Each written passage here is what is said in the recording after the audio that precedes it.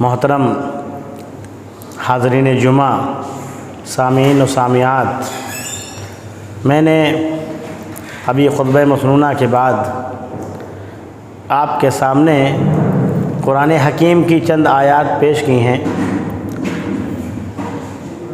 اس ماہ ربیع الاول کی مناسبت سے یہ آیات میں نے آپ کے سامنے پڑھی ہیں۔ آپ جانتے ہیں کہ پیارے رسول محمد صلی اللہ علیہ وسلم اسی ماہ میں، اسی مہینے میں پیارے رسول محمد صلی اللہ علیہ وسلم اس دنیا میں آئے تھے، اور اسی ماہ میں پیارے رسول محمد صلی اللہ علیہ وسلم اس دنیا سے گئے بھی تھے۔ اس ماہ میں دین کے نام پر دین سمجھ کر کے نہ جانے کون کون سے اعمال ہماری عوام کر رہی ہے۔ ضرورت اس بات کی ہے کہ صرف برائی کو برائی کہا نہ جائے، بلکہ اس کے لیے کچھ کار کیے جائیں، کچھ کام کیے جائیں جس کی وجہ سے وہ برائیاں، وہ بدعتیں، وہ خرافات جو مسلمانوں کے بیچ میں آ گئی ہیں، وہ رفتہ رفتہ جس طریقے سے آئی ہیں، رفتہ رفتہ دھیرے دھیرے وہ کم ہو جائیں۔ پیارے رسول محمد صلی اللہ علیہ وسلم سے محبت کرنا، پیارے رسول محمد صلی اللہ علیہ وسلم کی اطاعت کرنا، یہ ہمارے ایمان کا لازمی جز اور حصہ ہے۔ اس کے بغیر ہمارا ایمان ادھورا ہے۔ بہت سارے لوگ دنیا میں ایسے پائے جاتے ہیں جو اللہ سے، ایشور سے بڑی محبت کرتے ہیں، اور جب ان سے آپ گفتگو کریں گے، جب بات چیت کریں گے، تو آپ ان کی گفتگو سے اندازہ یہ لگا سکتے ہیں کہ ان کے اندر خوف الہی موجود ہے، اللہ رب العالمین کا ڈر موجود ہے، چاہے وہ جس بھی دھرم کے ماننے والے ہوں۔ کہتے ہیں اوپر والے سے ڈرو، ایشور دیکھ رہا ہے۔ تصور سب کے یہاں ہے کہ ایشور کو راضی کرنا، اللہ سے محبت کرنا، اللہ کے محبوب بننا، یہ سبھی مذاہب چاہتے ہیں۔ یہ جو میں نے آیت خطبہ مسنونہ کے بعد پڑھی، ایک بڑی مشہور آیت ہے، اس کو آیت الامتحان کہتے ہیں۔ سورہ آل عمران کی آیت نمبر 31، اس میں اللہ رب العالمین نے محبت کے دعوے داروں کو، اللہ رب العالمین نے کہا کہ اگر تم مجھ سے محبت کرتے ہو، کیونکہ ہر انسان کہتا ہے میں تو ایک ہی ایشور کو پوجا کرتا ہوں، اسی کو پوجتا ہوں، مادھیم الگ الگ ہے، طریقہ کار بدلے ہوئے ہیں، لیکن سب اپنے آپ کو مانتے ہیں کہ ہم کسی ایک ہی کے غلام و بندے ہیں۔ ان سبھی کو اللہ رب العالمین نے کہا کہ قل ان کنتم تحبون اللہ، بتا دیجئے اے نبی محمد صلی اللہ علیہ وسلم ان لوگوں سے جو کہتے ہیں کہ میں اللہ سے محبت کرتا ہوں، ان کنتم تحبون اللہ، اگر تم اللہ سے محبت کرتے ہو، فاتبعونی، تو تم میری اتباع کرو۔ کس کی اتباع؟ پیارے رسول محمد صلی اللہ علیہ وسلم کی اتباع کرنا ہے۔ فاتبعونی، پیارے رسول محمد صلی اللہ علیہ وسلم کی اتباع میں اللہ رب العالمین کی محبت ہے۔ یحببکم اللہ، تم اللہ سے محبت کرتے ہو، یہ بڑی بات نہیں ہے، بلکہ اگر تم پیارے رسول محمد صلی اللہ علیہ وسلم کی اتباع کرو گے، پیارے رسول محمد صلی اللہ علیہ وسلم کی بات مانو گے، پیارے رسول محمد صلی اللہ علیہ وسلم کی شریعت پر عمل کرو گے، یحببکم اللہ، اللہ تم سے محبت کرنے لگے گا۔ تم اللہ سے محبت کا دعویٰ کرتے ہو، پلٹ کر کے اللہ تم سے محبت کرتا ہے یا نہیں، ہم نے آپ نے چیک نہیں کیا۔ ہم نے اس چیز کو چیک کیا کہ ہم تو اللہ سے محبت کرتے ہیں، خوب محبت کرتے ہیں، اللہ کو راضی کرنے کے لیے لوگوں کو کھانا کھلاتے ہیں، پانی پلاتے ہیں، بھنڈارے کرتے ہیں۔ کیا اللہ ہم سے خوش ہے، راضی ہے؟ اللہ ہم سے تب راضی ہوگا جب ہم آخری رسول محمد صلی اللہ علیہ وسلم کی اتباع کریں گے، پیارے رسول محمد صلی اللہ علیہ وسلم کو آخری رسول اور نبی مان کر کے ان کی شریعت پر ایمان لے کر کے آئیں گے۔ یحببکم اللہ، تمہارا دعویٰ ہے وہ جھوٹا ہو سکتا ہے، لیکن تم پیارے رسول محمد صلی اللہ علیہ وسلم کی اگر شریعت پر ایمان لے آؤ، ان کی اتباع کر لو، تو اللہ تم سے محبت کرنے لگے گا۔ اور صرف محبت نہیں کرے گا، سابقہ زندگی میں جو کچھ بھی تم نے دین کے نام پر خرافات، بدعات اور نئے نئے طریقے ایجاد کر رکھے تھے، یغفر لکم ذنوبکم، تمہارے اللہ تمام گناہ معاف کر دے گا۔ سابقہ جتنی بھی لغزشیں ہیں، خطائیں ہیں، گناہ ہیں، سب اللہ تعالیٰ معاف کر دے گا۔ واللہ غفور رحیم، اور اللہ تعالیٰ معاف فرمانے والا اور رحم فرمانے والا ہے۔ پھر اللہ رب العالمین نے آیت نمبر 32 میں اور کلیئر کر دیا، اس کو واضح کر دیا، قل اطیعوا اللہ والرسول، ان سے کہہ دو کہ اللہ کی اطاعت اور اس کے رسول کی اطاعت کرو، فَإِن تَوَلَّوْا، ان دونوں میں سے کسی ایک کی روگردانی کی، کیونکہ ایشور کے ماننے والے تو سب ہیں، لیکن پیارے رسول محمد صلی اللہ علیہ وسلم کو آخری رسول ماننے والے نہیں، پیارے رسول محمد صلی اللہ علیہ وسلم کی شریعت کا انکار کرنے والے موجود ہیں۔ ان سے کہا جائے فَإِن تَوَلَّوْا، اگر یہ روگردانی کرتے ہیں، اگر یہ اللہ اس کے رسول کی بات نہیں مانتے ہیں، اللہ کی مانتے ہیں رسول کی نہیں مانتے ہیں، اور رسول کی مان کر کے اللہ کی نہیں مانتے ہیں، ان دونوں چیزوں میں اللہ اس کے رسول کی اطاعت کرو، اگر فَإِن تَوَلَّوْا، اگر یہ سب کے سب روگردانی کریں، فَإِنَّ اللَّهَ لَا يُحِبُّ الْكَافِرِينَ، ایسے لوگوں کو اللہ تعالیٰ کہتا ہے اللہ کافروں کو پسند نہیں کرتا، یعنی کہ وہ کافر ہو گئے۔ کسی ایک کا بھی انکار، اللہ کا انکار، اللہ کی اطاعت سے انکار، یا رسول اللہ صلی اللہ علیہ وسلم کی اطاعت سے انکار، ان دونوں کے معاملے میں کفر ثابت ہو جاتا ہے۔ کفر مطلب اس نے شریعت کا انکار کر دیا تو اس کا مطلب وہ اللہ کا بھی انکاری ہے۔ اتباع محبت کی دلیل ہے، یہ نہیں ہے کہ محبت کے نام پر ہم شور کو بچائیں اور وہ ناجائز اور نئے نئے طریقے والے کام جو اسلام میں نہیں ہیں ان کو لے آئیں، یہ پیارے رسول محمد صلی اللہ علیہ وسلم کی سنت کے خلاف ہے۔ پیارے رسول محمد صلی اللہ علیہ وسلم سے محبت کرنی ہے تو اتباع کرو، اتباع پیچھے پیچھے چلنا، جیسے نبی صلی اللہ علیہ وسلم نے کیا ویسے ہی کرنا، جو کچھ نبی صلی اللہ علیہ وسلم نے بتایا اس پر عمل کرنا، جس سے منع کیا اس سے رک جانا، اسے کہتے ہیں اتباع۔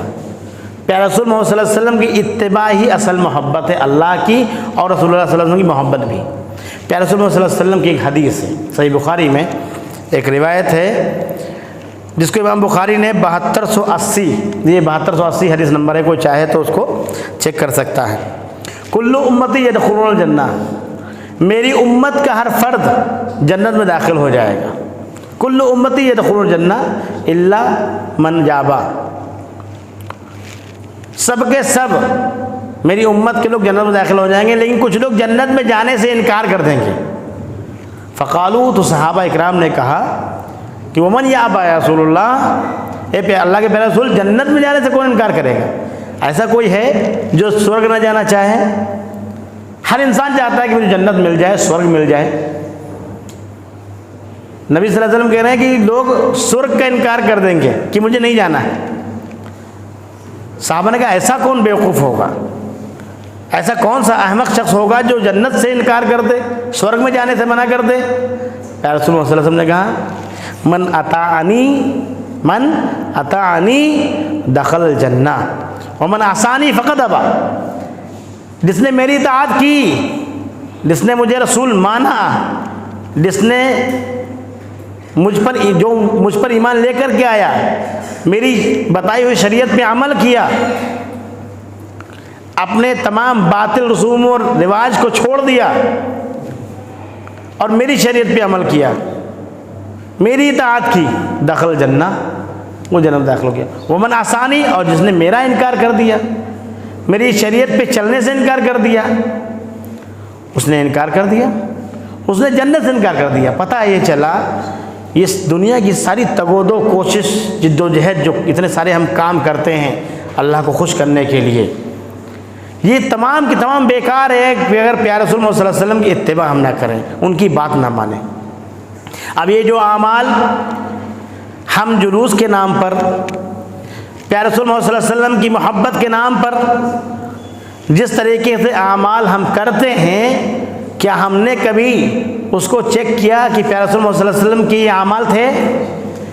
کیا اس کو کرنے کے لیے کہا گیا ہے؟ کیا وہ سارے کام جو ہمارے معاشرے میں مسلمان بھائی کر رہے ہیں اور اب غیر مسلم بھائی مبارکباد دینے لگے ہیں، اتنا زیادہ اس کا شور ہو گیا ہے اور اتنی زیادہ اس کی شہرت اور اتنی زیادہ اس کو فیمس کر دیا گیا ہے کہ اب تو غیر مسلمین مبارکباد دینے لگے ہیں، جیسے عید و بقرعید میں مبارک ملتی تھی۔ کئی غیر مسلم ویپاریوں نے میرے پاس فون کیا کہ آپ کو آپ کا تہوار مبارک ہو۔ بتائیے، ان کی کوئی خطا نہیں، ہم نے ان کو سمجھایا کہ لوگ تو بہت اس میں ہلہ مچاتے ہیں اور اس طریقے سے اعمال کرتے ہیں. تو ہم نے کہا وہ دین کا حصہ دھیرے دھیرے بنتا جا رہا ہے. جیسے دھیرے دھیرے لوگ آئے ہیں ویسے دھیرے دھیرے لوگ کم ہوں گے، یا اس میں کچھ تبدیلی کی جائے گی. اس کو کچھ جو بھی یہ تشدد ہے یا ڈانس ہے، ڈی جے ہے، اس کو سنتوں میں تبدیل کیا جائے گا. کوئی منع نہیں کر پائے گا اس کو. نہ جانے کتنے سالوں سے نبی صلی اللہ علیہ وسلم کے 700 سال بعد سے بدعت شروع ہوئی، اور 700 سال کے بعد یعنی کہ 1445-46 چل رہا ہے، 700 سال میں اتنی شدت ہو گئی کہ لوگ عید کی طرح مبارکباد دینے لگے. تو اب کچھ وقت چاہیے اس کو بدلنے کے لیے. نبی صلی اللہ علیہ وسلم کی جو اطاعت نہیں کرے گا اس نے جنت سے انکار کر دیا. وہ اعمال جو ہمارے اور آپ کے معاشرے میں ہو رہے ہیں صرف جلوس کے تعلق سے نہیں، بلکہ ہماری شادی بیاہ کے تعلق سے بھی، ہمارے لین دین کے تعلق سے بھی، ہمارے قرابت داروں کے رشتہ داروں کے تعلق سے بھی، ہمارا یتیموں کے ساتھ سلوک کے ساتھ بھی، جتنے بھی اعمال ہم دنیا میں کرتے ہیں، کاروبار، معیشت، لین دین، نکاح، طلاق، جو کچھ بھی ہمارے معاشرے میں ہے، اس کو چیک کر لیجئے کیا پیارے رسول محمد صلی اللہ علیہ وسلم نے اس کو بتایا ہے. یہ جو ہم کر رہے ہیں کیا پیارے رسول محمد صلی اللہ علیہ وسلم کی مہر لگی ہے؟ اگر لگی ہے پھر تو الحمدللہ آپ شکر ادا کیجئے اللہ رب العالمین کا کہ آپ صحیح ٹریک پہ ہیں، صحیح راستے پہ ہیں. اور اگر نبی صلی اللہ علیہ وسلم کی مہر نہیں لگی ہے، نبی صلی اللہ علیہ وسلم نے نہیں کیا، ہمارے صحابہ نے نہیں کیا، ہمارے تابعین اور تبع تابعین نے نہیں کیا، سلف صالحین میں سے کوئی نہیں کرنے والا تھا، یہ ابھی پیداوار ہوئی ہے، یہ دوسروں سے لے لیا ہم نے، تو یہ عمل ہمارے منہ پہ مارا جائے گا.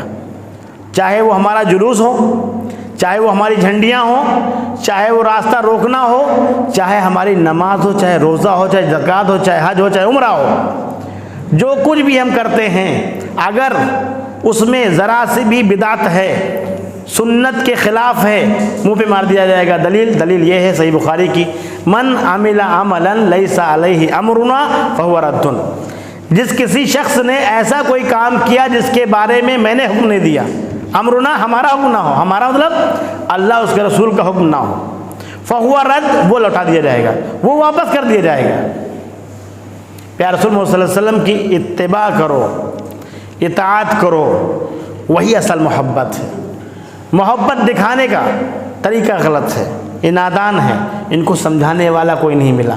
اتنا اچھا خاصا پیسہ خرچ کرتے ہیں، اپنی انرجی خرچ کرتے ہیں، اپنا وقت خرچ کرتے ہیں، اپنا پیسہ لگاتے ہیں، اپنی پوری فیملی کو لے کر کے آتے ہیں.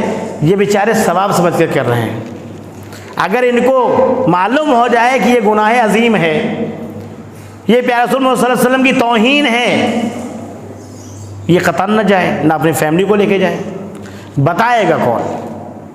اصل مسئلہ یہ ہے کہ بلی کے ایک گلے میں گھنٹی باندھے گا کون؟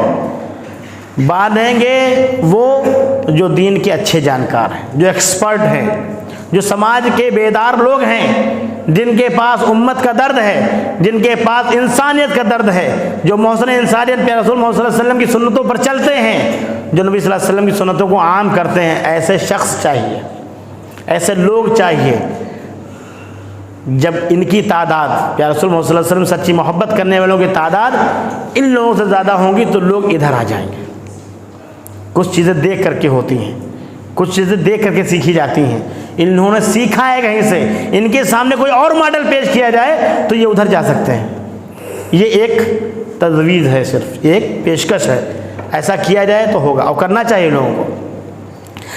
اب آئیے ایک مختصر سا واقعہ جو ہے، جو ہجرت کا ہے، جو حبشہ کا واقعہ ہے. جب مکے میں رہنا نبی صلی اللہ علیہ وسلم کا مشکل ہو گیا اور طرح طرح کے ظلم و ستم لوگ ڈھانے لگے، تو اللہ رب العالمین نے اشارتاً سورہ کہف میں یہ ارشاد فرما دیا، سورہ زمر میں یہ ارشاد فرما دیا کہ پیارے رسول اللہ صلی اللہ علیہ وسلم اپنے اصحاب کو ہجرت کا حکم دے دیجیے آپ. تو ہجرت کر کے لوگ گئے. دوسری ہجرت جب ہوئی حبشہ میں، حبشہ ایک عیسائی ملک تھا، وہاں پر حبشہ میں جو بادشاہ تھا اس کے پاس یہاں کے کفار و مشرکین میں سے قریش میں سے سرداروں میں سے 2 لوگ چنے گئے کہ وہاں جاؤ، اور جو لوگ ہجرت کر کے گئے ہیں 84-86 لوگ، ان کو واپس لے آؤ۔ اور وہ لوگ گئے۔ یہ واقعہ بتانے کا مقصد ایک ہے، وہ اسلام جس اسلام پر ہمارا معاشرہ چل رہا ہے، کیا وہ وہی اسلام ہے جو پیارے رسول محمد صلی اللہ علیہ وسلم لے کر کے آئے تھے، جن کی وجہ سے صحابہ نے مار کھائی تھی، صحابہ پریشان ہوئے تھے، یہاں تک کہ شہید ہوئے؟ وہ دردناک ظلم و ستم، وہ مصائب کے پہاڑ جو توڑے گئے صحابہ پر، صحابیات پر، کیا وہ اسلام وہی ہے جس پر ہم چل رہے ہیں یا کوئی اور اسلام چلا رہے ہیں؟ یہ ہجرت حبشہ میں جو نجاشی کے دربار میں حضرت جعفر بن ابی طالب رضی اللہ تعالیٰ عنہ نے تقریر کی تھی، اس سے ہم کو مل جائے گا کہ وہ جہالت کا دور کون تھا، اسلامی دور کون سا تھا۔ یہ لوگ تحفے تحائف لے کر کے پہنچے دوسرے ملک، جیسے آج بھی سفیر لوگ آتے ہیں، جب بھی کوئی باہر کا آتا ہے ہمارے دیش ملک ہندوستان میں تو تحفے تحائف لے کر کے آتا ہے، اپنی مصنوعات لے کر کے آتا ہے، ہمارے وزیر اعظم کو خوش کرنے کے لیے۔ ہمارے وزیر اعظم جب کہیں باہر جاتے ہیں تو وہ خوش کرنے کے لیے تحفے تحائف لے جاتے ہیں۔ یہ سلسلہ پہلے سے چلتا چلا آیا ہے۔ تحفے تحائف لے کر کے وہ دو بہت ذہین اور فطین سفیر کس کو رکھتے ہیں؟ کسی ان پڑھ کو، جاہل کو تو رکھیں گے نہیں۔ وہ دونوں پہنچے اور بادشاہ سے پہلے وزیروں سے ملے اور ان کو اپنی پوری بات بتائی کہ ایسا سا معاملہ ہے، کچھ لوگ ہمارے ساتھ بے دین ہو گئے ہیں، اپنے باپ دادا کا دین چھوڑ کر کے نیا دین لے آئے ہیں۔ ان کو تو تحفے تحائف دیا، بادشاہ تک بات پہنچی، نجاشی نے بلوایا، پھر کہا کہ میں خود بات تمہاری سننا چاہتا ہوں۔ پھر ان لوگوں نے بادشاہ کے سامنے پیشکش کی، کہا کہ کچھ بددین لوگ، اب جو حضرت جعفر بن ابی طالب ہے ان کی تقریر بعد میں ہے، پہلے ان لوگوں نے جو کہا، جو لینے گئے تھے قریش کے 2 سردار، انہوں نے کہا کچھ بددین لوگ ہو گئے ہیں، کچھ نوجوان ہیں جو گمراہ ہو گئے ہیں، اور وہ ہمارے ملک سے، ہماری قوم سے نکل کر کے باغی ہو کر کے وہ آ گئے ہیں آپ کے ملک میں، اور انہوں نے اپنا دین چھوڑ دیا۔ اور کمال تو یہ ہے کہ آپ کا بھی دین قبول نہیں کیا، ایک نیا دین لے آئے ہیں، وہ ایک نیا دین لے آئے ہیں۔ اب نجاشی نے کہا کہ ان کو بلایا جائے، کیونکہ وہ مشہور تھا عدل میں، وہ عدل میں مشہور تھا، تو ایک طرفہ سن کر کے کبھی فیصلہ نہیں دینا چاہیے، یہ نجاشی بتاتا ہے۔ قرآن میں تو ہے لیکن قرآن ہم پڑھتے نہیں ہیں اتفاقاً، وہ تو طاقوں میں رکھا ہے، دعا تعویذ، مردے کی جان نکالنے کے لیے، قرآن خوانی کرنے کے لیے، دکان کے ادگھاٹن کرنے کے لیے۔ وہ کام جو قرآن سے لینا چاہیے تھا وہ ہم نے نہیں لیا، ورنہ ہم کو ساری چیزیں معلوم ہوتی، دنیا کب سے بنی ہے، کب تک ختم ہونی ہے، کیا ہونا ہے کیا نہیں ہونا ہے، سب معلوم ہوتا اگر ہم صرف قرآن پڑھتے۔ نجاشی نے کہا دوسری پارٹی کو بلایا جائے، مسلمانوں کو بلایا گیا، مسلمان گھبرا گئے۔ مسلمان جب گھبرائے کیا کہا کہ کیا کہا جائے گا؟ کہا سچ ہی کہا جائے گا، کیونکہ ہمارے نبی نے تو سچ بولنا سکھایا ہے۔ جعفر ابی طالب نے کہا، بول سنی ان کے، اے بادشاہ ہم ایسی قوم تھے، موازنہ کیجئے گا، تجزیہ کیجئے گا، ذرا اپنے بارے میں سوچئے گا کہ ہم کس ماحول میں ہیں، ہمارا معاشرہ کس ماحول میں ہے، اور عرب کے حالات کیسے تھے۔ اے بادشاہ ہم ایسی قوم تھے جو جاہل تھے، جاہلیت میں مبتلا تھی، ہم بت پوجتے تھے، مردار کھاتے تھے، بدکاریاں کرتے تھے، قرابت داروں سے تعلق توڑتے تھے، پڑوسیوں سے بدسلوکی کرتے تھے، اور ہم میں طاقتور کمزور کو کھا رہا تھا۔ ہم اسی حالت میں تھے کہ اللہ رب العالمین نے ہم ہی میں ایک رسول پیدا کیا، رسول بھیجا۔ اس کی عالی نسبی، اس کی سچائی، اس کی امانت داری، اس کی پاک دامنی ہمیں پہلے سے معلوم تھی، چونکہ وہ ہم میں سے ہی تھا۔ اس نے ہمیں اللہ کی طرف بلایا اور سمجھایا کہ ہم صرف اللہ کی عبادت کریں، ہم صرف ایک اللہ کی مانیں اور اسی کی عبادت کریں، اور اس کے سوا جن پتھروں اور بتوں کو ہمارے باپ دادا پوجتے تھے انہیں چھوڑ دیں۔ اس نے ہمیں سچ بولنے، امانت ادا کرنے، قرابت جوڑنے، پڑوسیوں سے اچھا سلوک کرنے اور حرام کاری خوریدی سے باز رہنے کا حکم دیا، اور فواحش میں ملوث ہونے، جھوٹ بولنے، یتیم کا مال کھانے اور پاک دامن عورتوں پر جھوٹی تہمت لگانے سے منع کیا۔ اس نے ہمیں یہ بھی حکم دیا کہ ہم صرف ایک اللہ کی عبادت کریں، اس کے ساتھ کسی کو شریک نہ کریں۔ اس نے ہمیں نماز پڑھنے، اس نے ہمیں نماز، روزہ، زکوٰۃ کا حکم دیا۔ اسی طرح حضرت جعفر رضی اللہ تعالیٰ عنہ نے اور بھی احکام گنائے۔ گنانے کے بعد میں کہا کہ پھر ہم نے اس پیغمبر کو سچا جانا۔ وہ ساری چیزیں نبی صلی اللہ علیہ وسلم لے کر کے آئے۔ حضرت جعفر کہہ رہے ہیں اس کے بعد ہم نے پیارے رسول محمد صلی اللہ علیہ وسلم کو سچا جانا، اس پر ایمان لائے اور اس کے لائے ہوئے دین خداوندی پر میں اس کی پیروی کی، اس کے لائے ہوئے دین خداوندی میں اس کی پیروی کی، اس کے حرام کے بتائے ہوئے کو حرام سمجھا، اس کے حلال کے بتائے ہوئے کو حلال سمجھا۔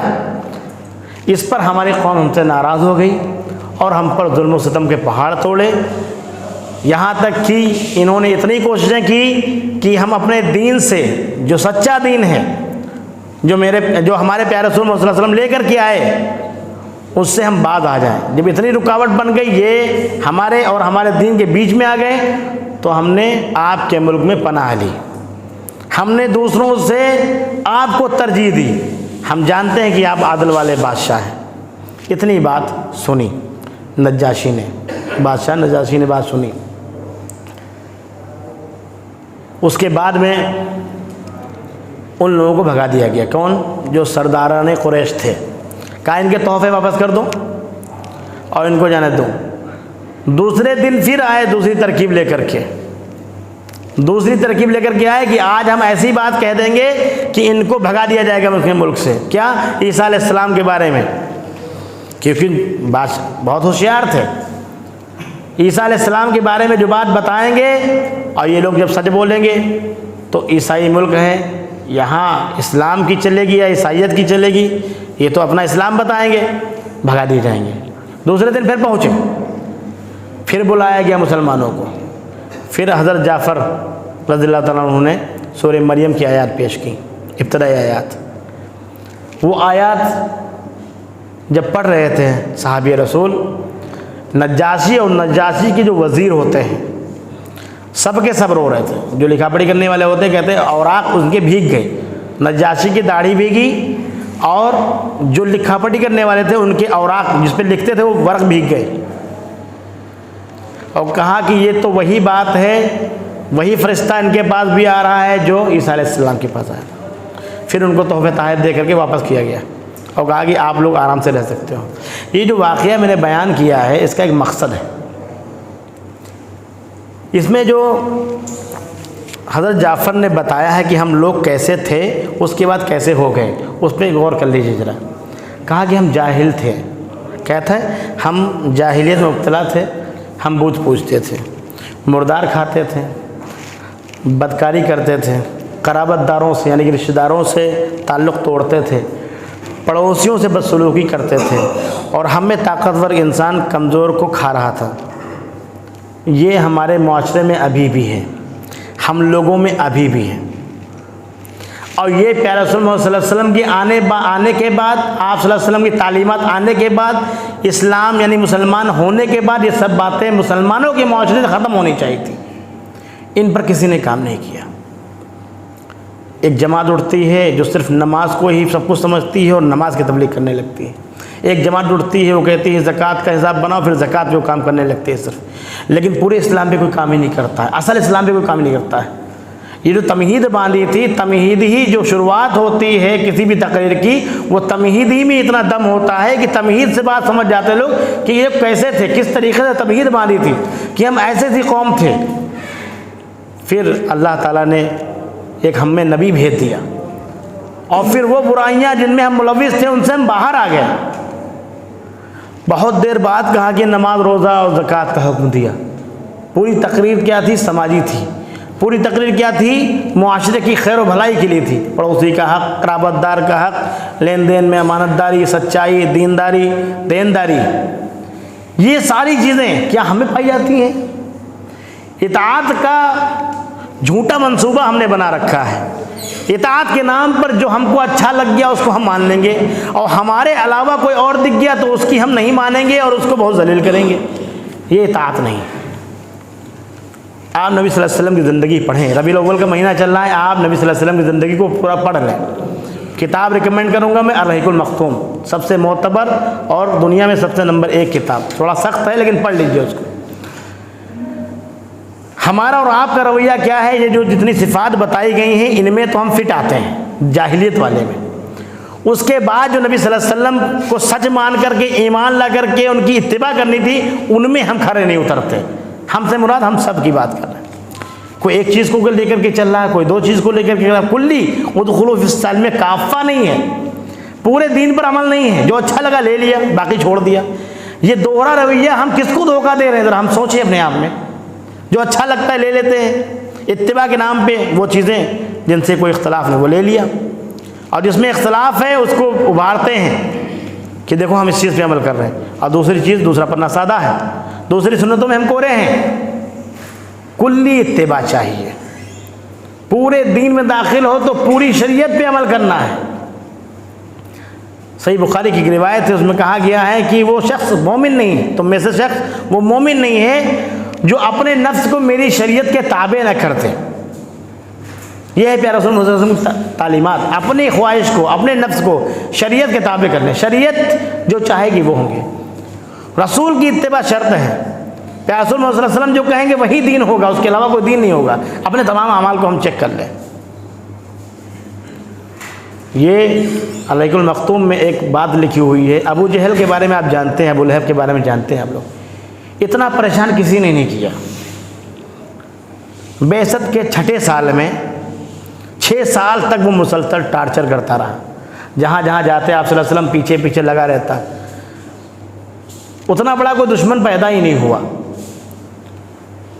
پھر بھی نبی صلی اللہ علیہ وسلم نے اس کے لیے دعا کی تھی کہ اللہ حضرت عمر یا ابو لہب ہے کلیجہ، ہے دم، ہے ایسا اخلاق، ہے وہ کریکٹر، وہ کردار ہے ہمارے اندر، سخت سے سخت دشمن جو ہو اس کے لیے اللہ سے دعا کرنا ہے۔ یہ جب تک کہ ہم اپنے دل کو نہیں کھولیں گے تب تک کہ اسلام یہاں نہیں آئے گا، باہر نکلنے کی تو بات دور ہے۔ ظاہری محنت کر لی ہے ہم نے، سنتوں کی پابندی کی ہے جو ہم کو اچھی لگتی ہیں، اور بہت ساری سنتیں عبادات کے علاوہ جو معاشرتی سنتیں ہیں سب چھوڑ رکھی ہیں ہم نے۔ معاشرے میں جب آئیں گے تو معاشرے کی برائی دکھائی دے گی، اس میں سنتیں تلاش کریں گے تب دین آگے بڑھے گا، تب لوگ کہیں گے ہاں یہ ہے پیارے رسول صلی اللہ علیہ وسلم کی تعلیمات۔ اگر کوئی شور مچا رہا ہے تو وہاں پر حدیثیں ہیں آپ کی کہ نہیں ہیں؟ اگر کوئی ڈی جے باندھے تو وہاں پر صحیح چیزیں پیش کرے کہ نہیں؟ ایک طرف آپ کو معلوم ہے جب حضرت عمر، پچھلے خطبے میں میں نے کہا تھا، حضرت عمر نے جب ہوش کھو دیا تھا تو ایک طرف تقریر کر رہے تھے، ان کو سمجھانا مشکل تھا، حضرت بکر نے دوسری طرف تقریر کرنی شروع کر دی تھی۔ یہ صرف واقعے پڑھنے کے لیے نہیں ہے، یہ عمل کرنے کے لیے۔ اگر کوئی ادھر شور مچا رہا ہے تو آپ ایک اسٹال لگا کے کھانا بانٹیے، دوسرے چوراہے پہ جہاں نکل جائے جلوس وہاں پہ آپ حدیثیں بانٹیے، پمفلٹ بانٹیے نبی صلی اللہ علیہ وسلم کی، قرآن بانٹیے، حدیث بانٹیے، جو مل جائے اس کو پیغام دیجیے۔ 100 500 آپ کو گیدرنگ ملے گی 10,000 کی، 10 آدمی بات مانیں گے آپ کی، وہ 10 تک بات پہنچائیں گے انشاءاللہ آگے چل کر کے۔ کام کیجئے، اللہ تعالیٰ مواقع دیتا ہے، یہ سمجھ لیجیے موقع ہیں، اور مومن ہوشیار ہوتا ہے، چوکنا رہتا ہے، وہ مواقع کی تلاش میں رہتا ہے، کب کوئی موقع ملے اور دین کا کام وہ کرے، کب کوئی موقع ملے وہ دین کی بات آگے بڑھائے، کب کوئی موقع ملے جو اپنے کریکٹر کو، کردار کو سامنے پیش کرے۔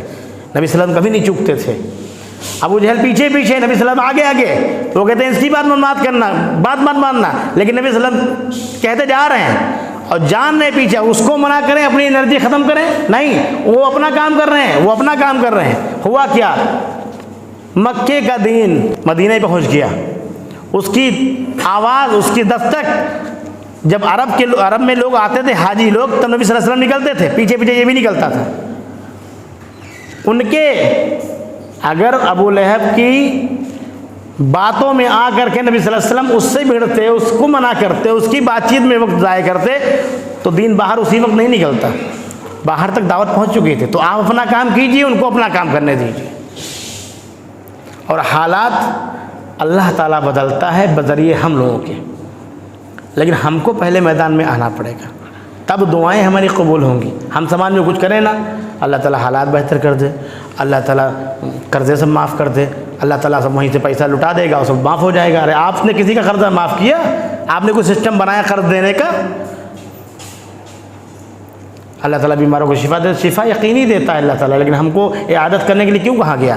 ہم شادی میں جاتے لفافے دیتے ہیں، یہ عادت میں جاتے لفافے دیتے ہیں کیا؟ کسی کی مدد کرنے کے لیے کہا گیا تھا وہاں پر، اور جا کر کے وہاں پہ ہنستے ہو کہ یہ رشتہ دار کم مرے تو اس کی جائیداد بٹے تو ہم ہنسے کہ یہ آسمان چھو رہے تھے، یہ ایسے ہو رہے تھے، ان کے پاس گاڑیاں آ گئیں، ان کے بچے تو ڈاکٹر انجینئر بن گئے، یہ مرے تو اس میں کچھ بگاڑ پیدا ہو، اس لیے جاتے ہیں عادت کرنے کے لیے۔ جب تک ہم نہیں بدلیں گے تب تک سماج نہیں بدلے گا، سماج میں ہم ہی تو رہتے ہیں، کون رہتا ہے؟ ابھی وقت ہے، اللہ رب العالمین کے کلام کو پڑھیں، نبی صلی اللہ علیہ وسلم کی سنتوں کو پڑھیں، ایک ایک چیزوں پہ عمل کریں۔ اللہ تعالیٰ سے دعا ہے کہ اللہ رب العالمین جیسے نبی صلی اللہ علیہ وسلم کو رحمت بنا کر کے بھیجا تھا، ایسے ہی پوری امت کو، تمام انسانوں کے لیے رحمت بنائے۔ آمین۔ وآخر دعوانا الحمد للہ رب العالمین۔